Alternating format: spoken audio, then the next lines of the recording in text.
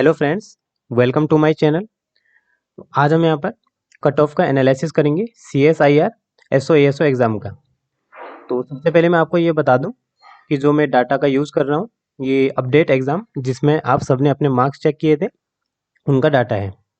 तो उन्होंने जो PDF दी थी उसी का डाटा मैंने यूज़ किया है और एनालिसिस किया है। तो मतलब मेरे पास आपका नाम और रोल नंबर नहीं है।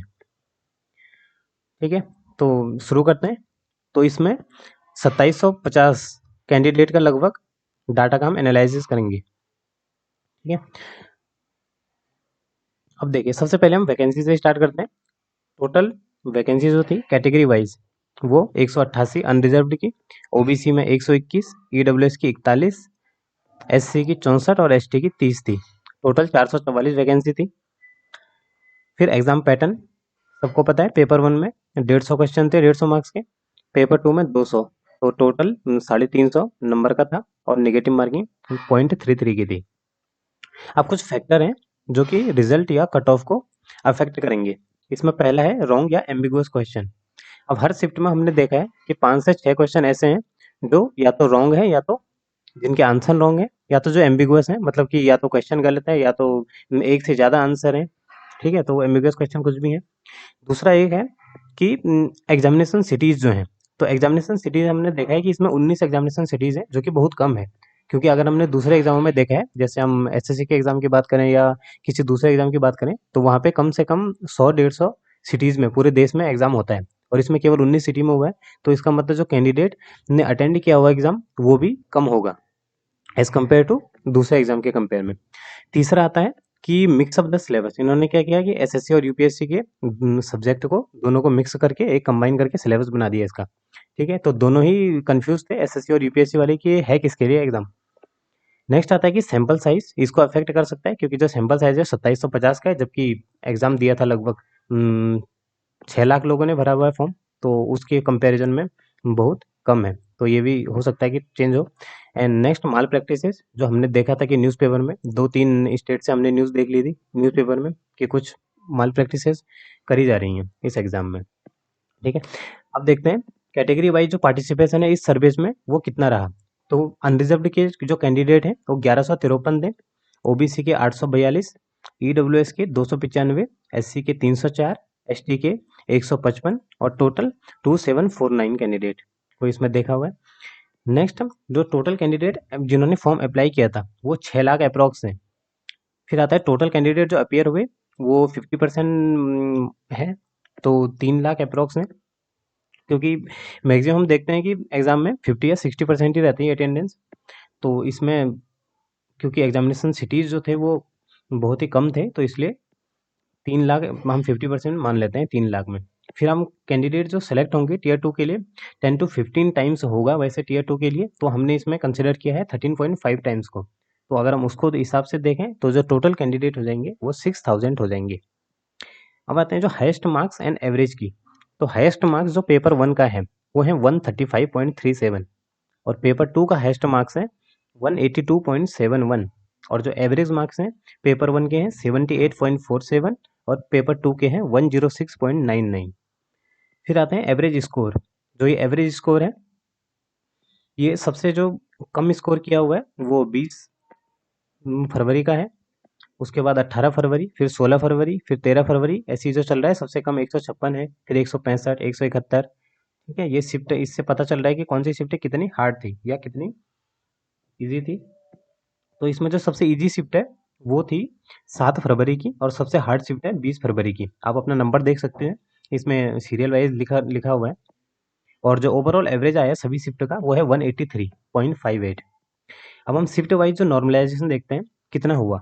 अगर नॉर्मलाइजेशन कितना होगा, तो वो जो 20 फरवरी वाली शिफ्ट है जो कि सबसे हार्ड शिफ्ट थी जिसका एवरेज स्कोर ही 156 है, तो उनका जो नॉर्मलाइजेशन होगा वो 47.072 का होगा। तो आपके जितने भी मार्क्स होंगे आप उसमें ये जो नॉर्मलाइजेशन वाली कॉलम बनी हुई है इन मार्क्स को जोड़ देना, तो आपके नॉर्मलाइज्ड मार्क्स आ जाएंगे। ठीक है, और ये जो निकाले हुए हैं डाटा, ये जो सबसे ईजीएस्ट शिफ्ट थी 7 फरवरी वाली, तो उसको बैलेंस करके निकाला हुआ है। ठीक है, तो 18 फरवरी वाली जो है उसमें 38 नंबर प्लस होंगे, 16 फरवरी वाली में 31, 13 फरवरी को 29, 12 फरवरी को 28, 10 फरवरी को 27, 9 फरवरी को 22, ठीक है 22 हो गए। इसके बाद अच्छा एक और चीज़ है इसमें कि इसमें जो शिफ्ट में एग्ज़ाम आया था तो ऐसा नहीं है कि जैसा सब कह रहे थे कि पहले वाली शिफ्ट ईजी आ गई और बाद वाले डिफ़िकल्ट आ गई, क्योंकि आप देख सकते हो बीच-बीच में कहीं पे भी रैंडमली जो है ना शिफ्ट वो चेंज हुई है। देखिए जैसे आप 6 और 7th वाले आपको सबसे ईजी में दिख रहे हैं और उसी से पहले जो थर्ड ईजीएस्ट है वो 19 वाला दिख रहा है, जो कि लास्ट में से एक में सेकंड लास्ट का है। तो ऐसा नहीं है, ये बीच-बीच में है। फिर आता है कैटेगरी वाइज जो एवरेज स्कोर नॉर्मलाइजेशन के बाद कितना होगा।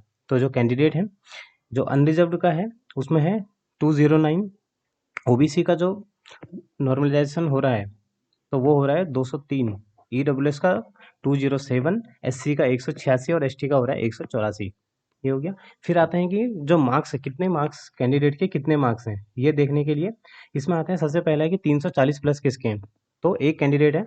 फिर 330 प्लस हैं दो कैंडिडेट के, 320 प्लस है तीन कैंडिडेट के, 310 प्लस सात कैंडिडेट, ऐसे जो चल रहा है पूरा। और लास्ट 150 प्लस जो है तुम्हारे वो 2468 कैंडिडेट के। डाटा कितने का था 2750 डाटा में से है ये जो 150 प्लस वाले 2468, और ये वो मार्क्स हैं जो कि नॉर्मलाइज्ड मार्क्स हैं, ठीक है। तो इनको आप रॉ मार्क्स मत समझना, ये नॉर्मलाइज्ड स्कोर है। तो नेक्स्ट अब देखते हैं, फिर आते हैं जो कैटेगरी वाइज नॉर्मलाइजेशन देखते हैं कितना हुआ। तो 320 प्लस में है वो टोटल 3 हैं, जिसमें तीनों अनरिजर्व्ड वाले हैं। ऐसे ही 300 प्लस में 8 हैं टोटल, 280 प्लस में 18 हैं टोटल, 250 प्लस में 290 हैं टोटल, 200 प्लस में 1626 और 180 प्लस में ही 2070 कैंडिडेट्स हैं। इसके बाद हम टॉप 15 कैंडिडेट्स देखते हैं कौन है। तो आप इनको ध्यान से देखना टॉप 15 कैंडिडेट्स को, ठीक है। तो इसमें जो सबसे टॉप पे हैं वो 13 फरवरी वाली शिफ्ट के हैं। 13 फरवरी वाली शिफ्ट के इनके जो मार्क्स आ रहे हैं वो 343 आ रहे हैं। दूसरे पे देखो थ्री, ये नॉर्मलाइज्ड मार्क्स है 343, उससे पहले वाला कॉलम जो है वो रॉ मार्क्स है 314 वाला, ठीक है।